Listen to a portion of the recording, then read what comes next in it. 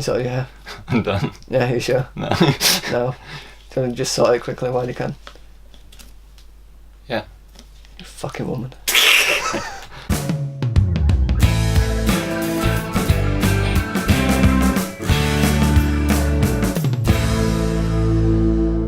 Star Wars The Last Jedi. So Star Wars The Last Jedi is the 8th episode in the Star Wars saga and stars Daisy Ridley, John Boyega, Oscar Isaac, Mark Hamill, Carrie Fisher and Adam Driver. And in this movie, the First Order are fast on the approach of the Resistance. It's the last of them. They're struggling to escape. And it may be the last chance that they actually have of actually defeating the First Order. Then there's a bunch of convoluted stuff around that. And we have this movie, and I wanted more. Yeah. It could have been better. Yeah. I still thought it was a good film, but Yeah. there is a lot of things wrong with this movie. Andy, what did you think of this movie? It was a mess, but a really good mess. It was an awful and brilliant film all at the same time. Yeah. The bits that were great were outstanding. Yeah, they were amazing. But the bits that were bad, they were so bad you wanted to tear your eyes out. It was like Nickelodeon movie level of bad. Like, the first act, when it opened, we were actually really excited. We thought it was going really well. It had jumped in, it had got us excited. We were on the edge of our seat. It looked beautiful. It was directed beautiful. The score was just like... Oh, the John Williams score, yes, was amazing. A lot better than the Force Awakens score, which we both agreed on, didn't we? It was alright.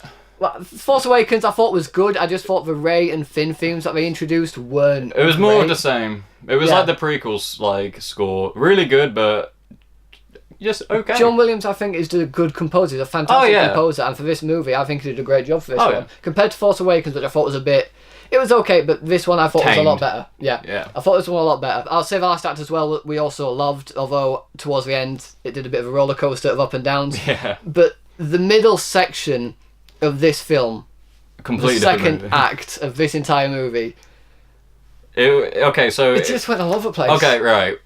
Without spoiling anything, it cut between a scenario which was basically shoehorned in for a stupid reason, which literally just justifies the ending shot, which in itself is pointless and has no purpose. But it keeps cutting between that, which is like this weird Jumanji ripoff.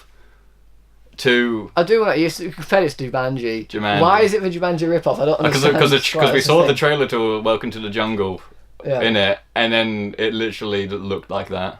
Fair enough. And then, but it cut between Ray and Luke, who, may I just say, Mark Hamill is a fucking national treasure. Yeah. And this should have been his fucking movie. Mark Hamill as Luke is outstanding anyway. This is his best performance. As Luke Skywalker, I think I may actually agree with you that he was so good in this film. Oh yeah, in the trailer, I just have to address this because it actually pissed me off. In the trailer, you saw that little bird thing on the Millennium Falcon. I went, blah, blah, with Chewbacca. Pointless.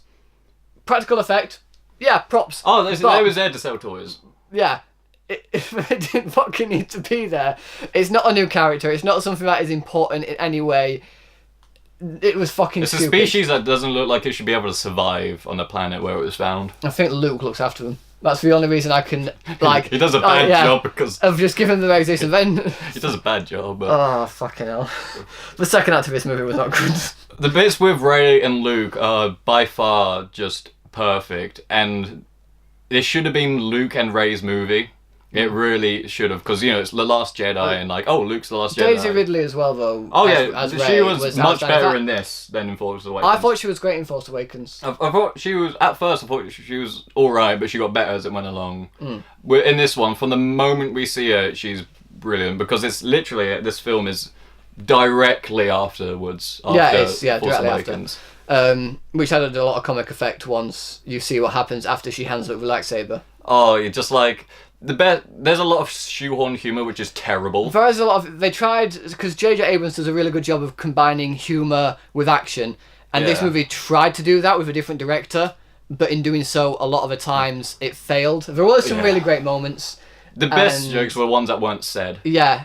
And there were moments that were just very subtle or came out of nowhere that you didn't expect. Or from other characters. Yeah, or from characters that mean fucking nothing. Exactly. A lot of the comedy in this movie really didn't work. But the action sequences, I have to say, were stunningly directed. And a particular scene involving Starspeed, which I won't fucking spoil. Oh my god. It looked beautiful. The cinematography for this movie as well was gorgeous, but that one shot... I've never experienced so a good. cinema which was so quiet in my fucking life. I know. Literally, the only thing you could hear was the fucking projector behind several layers of concrete and breathing.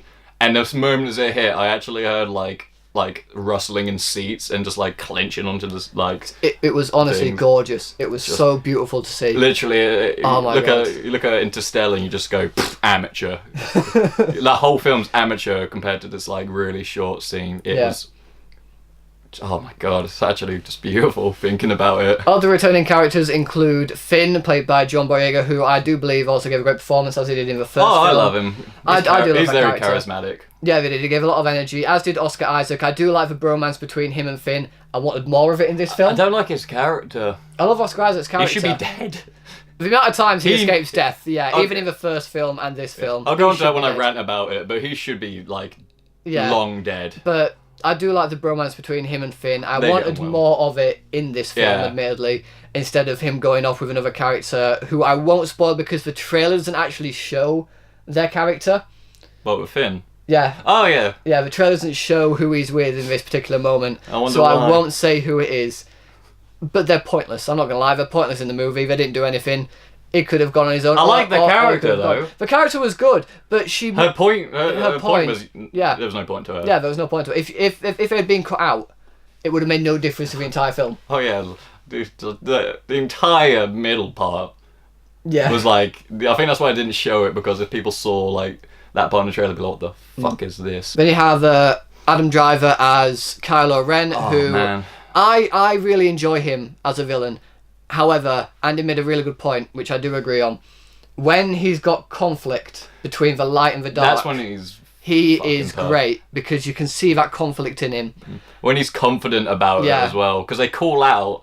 They literally, because everyone was saying he's basically just a bitch, Yeah. pretend to be Darth Vader. They call him out on that, and immediately he's like, "Well, time to genocide Yeah. and fuck shit up," and like it basically. Oh, I Leading love to that. a really awesome action scene, by the way.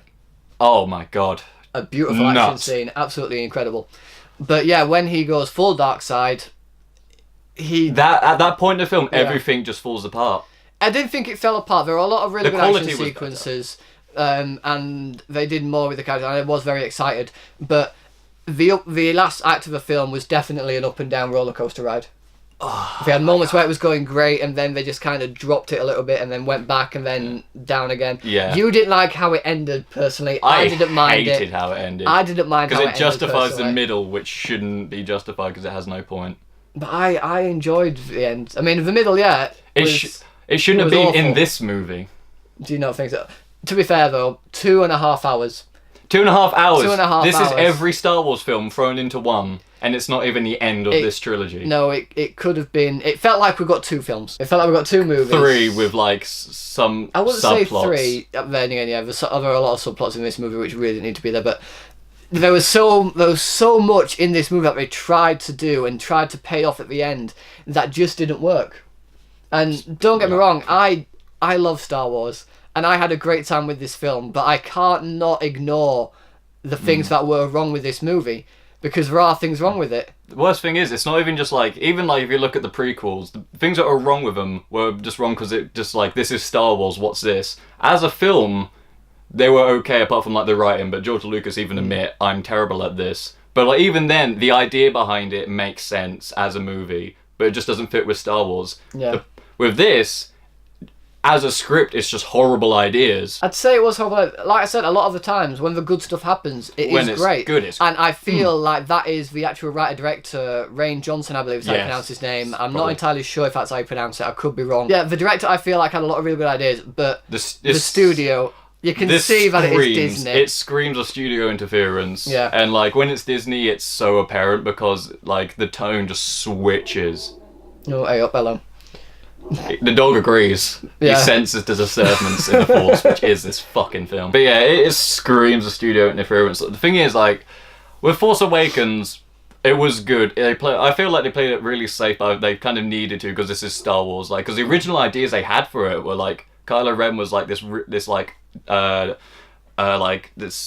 Sith like artifact hunter, where he was hunting like artifacts from Jedi and the Sith. And he idolized Darth Vader for like him being a Sith, and he was Yeah. going and he was literally hunting down all these people, Like, that was kind of it, that he was hunting down, looking for artifacts, and then, like, artifacts go into, like, the hands of, like, these characters. That's something else I didn't like. We've had so much mystery built up from Force Awakens, which you thought would have been paid off, not in this movie, but would have been built on more in this movie and then paid off in the next, that are just, like, thrown away.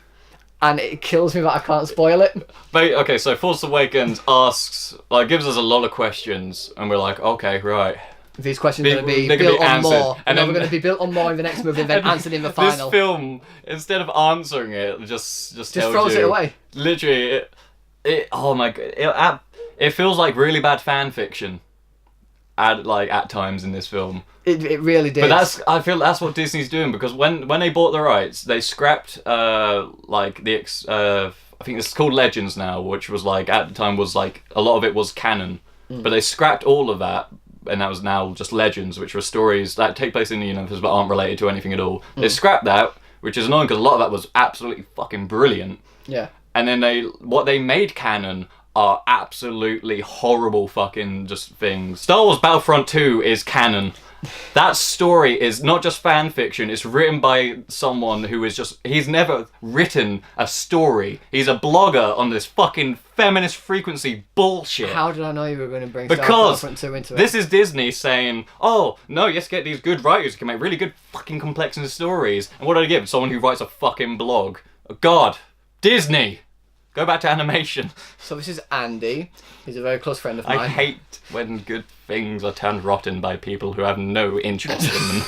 Disney are literally have just like ruined the universe. No, but I loved Star Wars Force Awakens. I personally loved Rogue One. You didn't like Rogue One. You hated it. I love moments of it. We're not going into that though, because this isn't a bad film with great moments.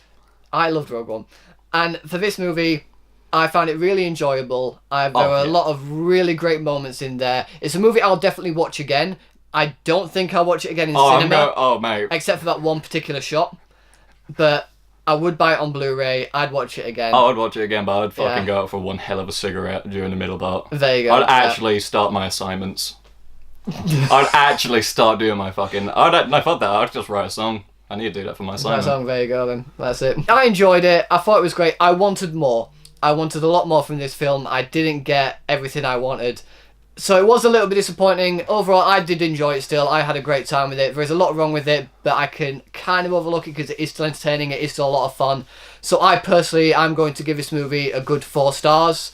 Andy, what is your rating for The Last Jedi? All things considered, right, acting around was pretty fucking good. Better than Force Awakens, which was fantastic. Good. The score was a lot better.